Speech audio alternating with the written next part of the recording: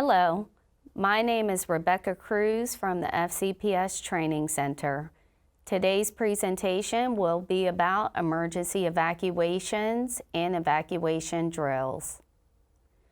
Possible reasons for a bus evacuation include a crash, a breakdown in an unsafe location, or a bus fire. As many exits as possible should be used to complete the evacuation as quickly as possible. Door exits are the principal points for most evacuations.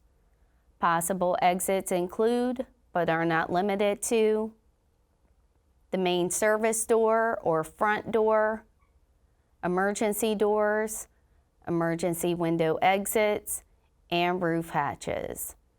The front and rear windshields are mounted in rubber and are designed to be pushed out if needed for emergency exits.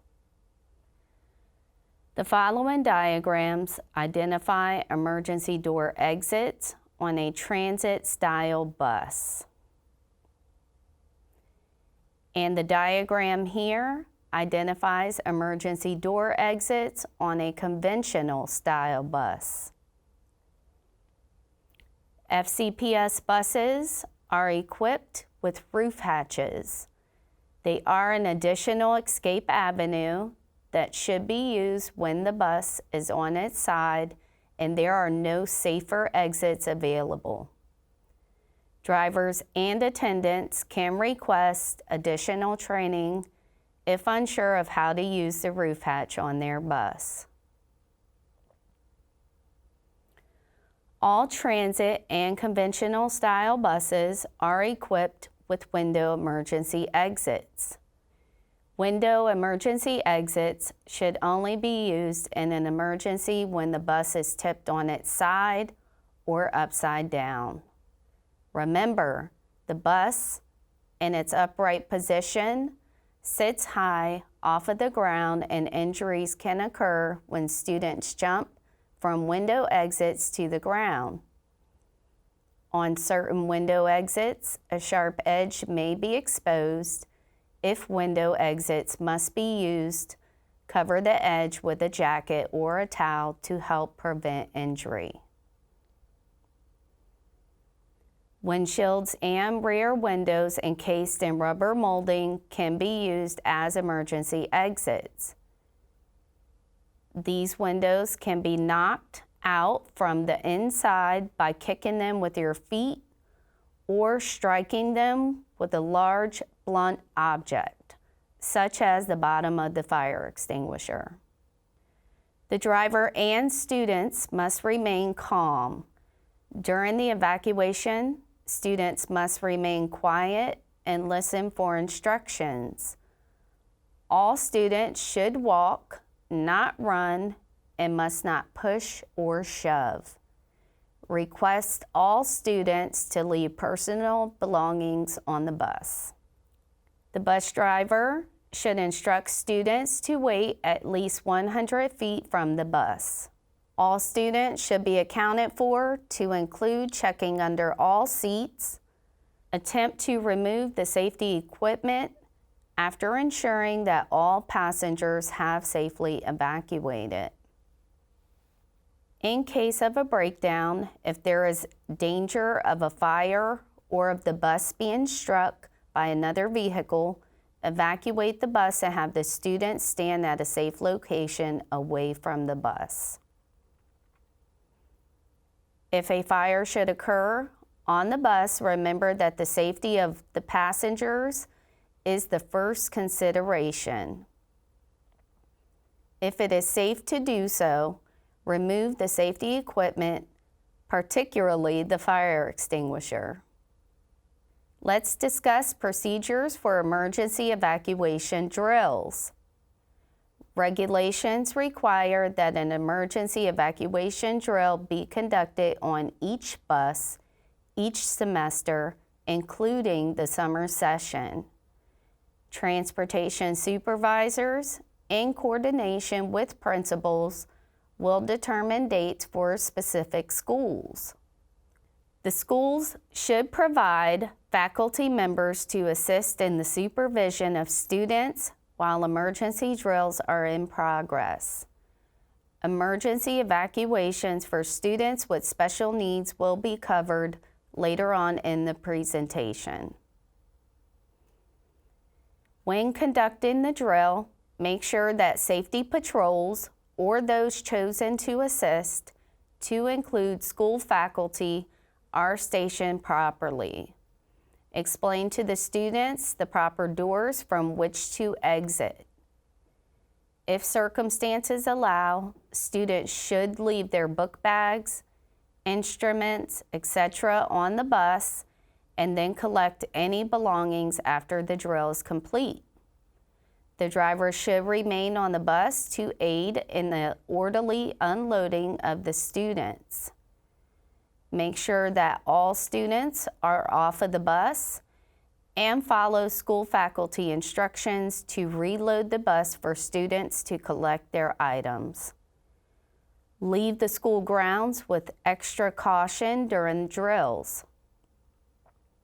Keep in mind that when conducting an evacuation drill, it should simulate a true emergency evacuation as closely as possible. Use proper techniques when evacuating the bus. The safest method to exit from the emergency doors is to sit and scoot. Patrols help the driver by assisting with emergency drills and help to maintain order.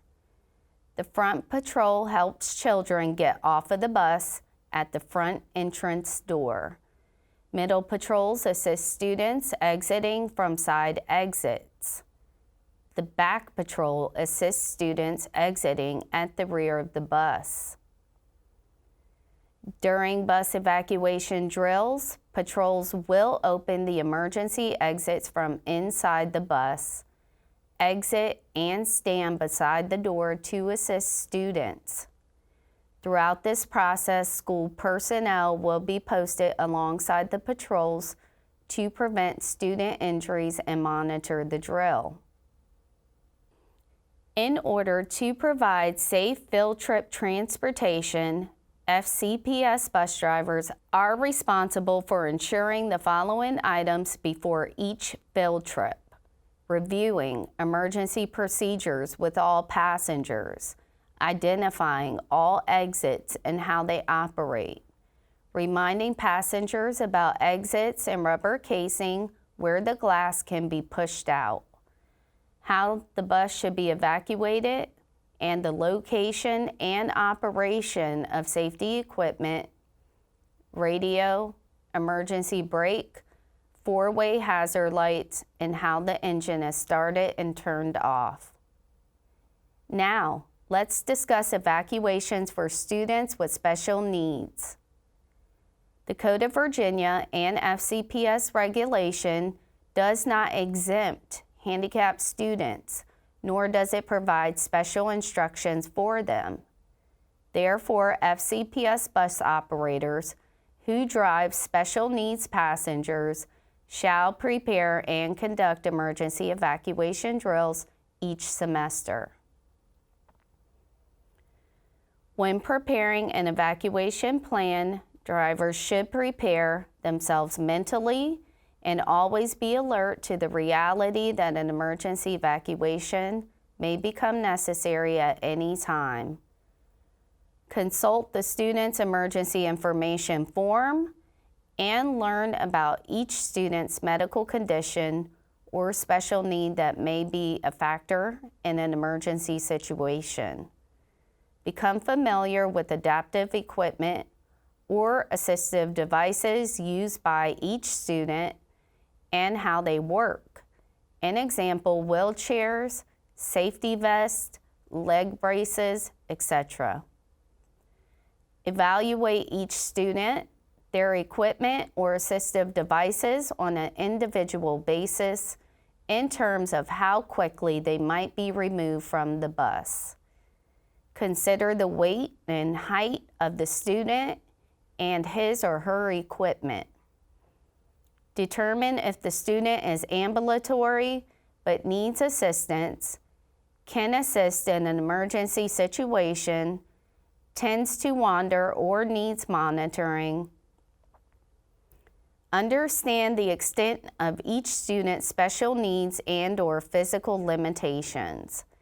Evaluating where the student is seated on the bus, combined with the type of assistive device he or she might require, will impact your emergency evacuation plan. Be familiar with the location, purposes, and proper use of the blanket and knife for life that have been assigned to your safety equipment. Request additional training on any equipment or device that is unfamiliar to you. Blankets are used for dragging students from the bus. The knife for life is used to cut wheelchair tie-downs or seatbelts in an emergency evacuation in order to speed the evacuation process. When in doubt, use it. Consider challenges you might encounter with a student who is unwilling or unable to respond to verbal instructions. Since attendants assigned to the route would play a critical role in an emergency situation, discuss all of these topics with them and involve them in the planning of the evacuation. Once there is a mental plan and it has been verbally discussed, commit the plan to paper using the emergency evacuation plan form. Specify the bus type when requesting forms from your supervisor. Draw in the seats and tie-downs according to the floor of your particular bus. Write in names of each student and/or number according to where they sit on the bus. Make notations that is most appropriate for the student. An example, can assist, needs assistance to walk, remove student and chair, use the blanket drag, etc. Number each student according to their removal and write a brief description in the space marked special instructions. Attendants must assist in planning and writing the evacuation plan. Leave a legible copy of each plan with the route sheet, the attendant, and a copy to turn in to your transportation supervisor. Things to consider when conducting drills with special needs students. Any sudden change in a daily routine can be upsetting to your passengers. Discuss the plan with all your students before actually conducting an emergency evacuation drill. Put your plan into action and evacuate all ambulatory and semi-ambulatory students from the bus, using the exit you have designated as the emergency exit. Time each practice drill. To avoid any chance of injury, evacuate all non-ambulatory students using the lift. Even if your emergency plan calls for them to be removed from their wheelchair and carried off of the bus. Only the driver's good judgment and common sense can determine if special needs passengers should be evacuated, or if they might be safer remaining on the bus. In the event the bus is mechanically disabled and the students must be offloaded to another bus, your plan may be modified to permit a safe and smooth transition. Determine the most effective exit available and evacuate students at least 100 feet from the bus. Drivers and attendants must work together to avoid confusion and quickly evacuate students.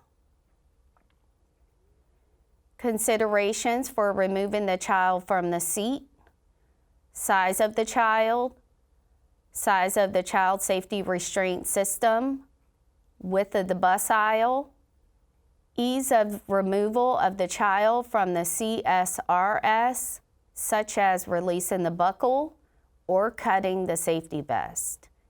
need for containment outside of the bus, time constraints to evacuate, options to consider: releasing the buckle and evacuating the child, cutting the harness and evacuating the child, lifting or carrying the child in the car seat, dragging the car seat with the child in it due to the potential variance of the child's size from 20 to 65 pounds, riding in a forward-facing CSRS.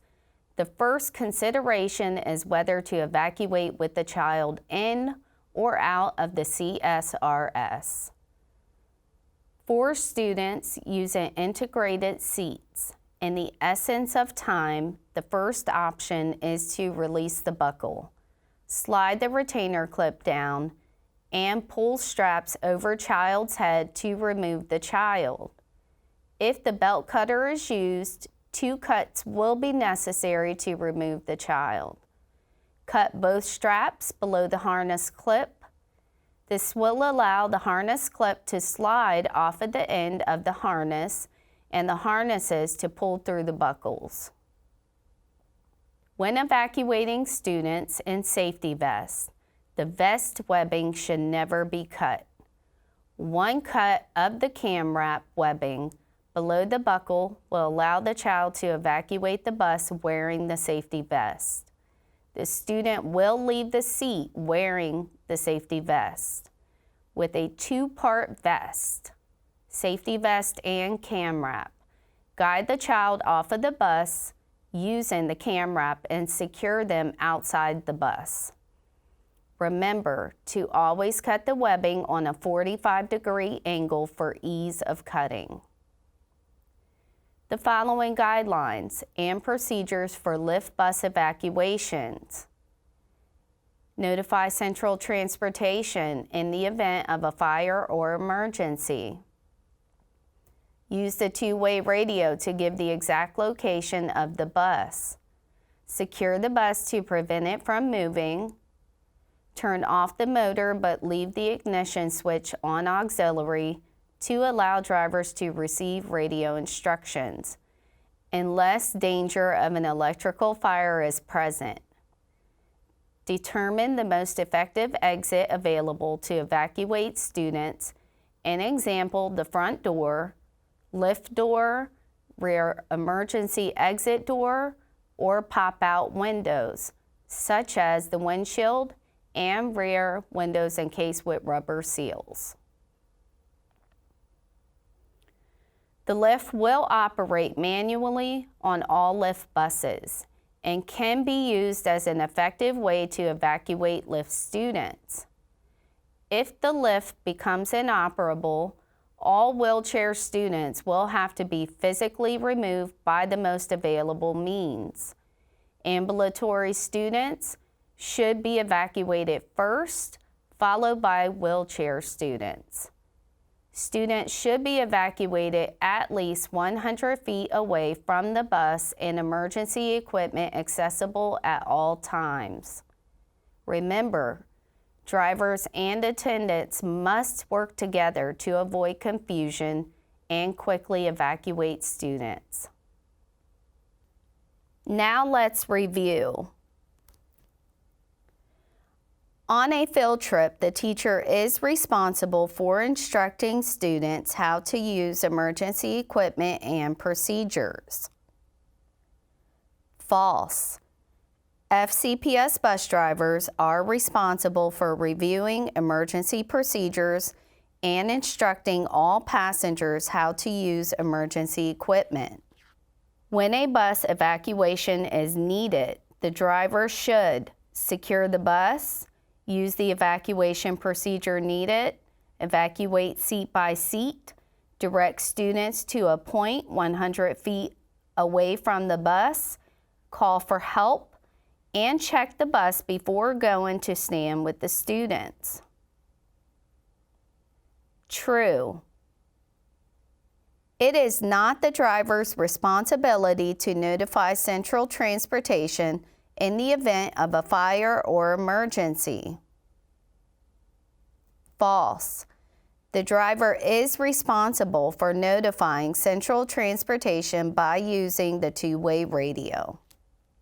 Attendants must assist in planning and writing the evacuation plan.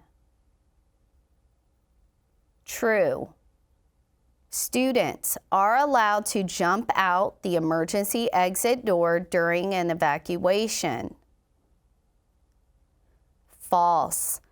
The safest method is to sit and scoot. Patrols help the driver by assisting with emergency drills and to maintain order. True. Regulations require that an emergency evacuation drill be conducted on each bus each semester, including the summer. True. During an evacuation, wheelchair students should be evacuated first. False. Ambulatory students should be evacuated first.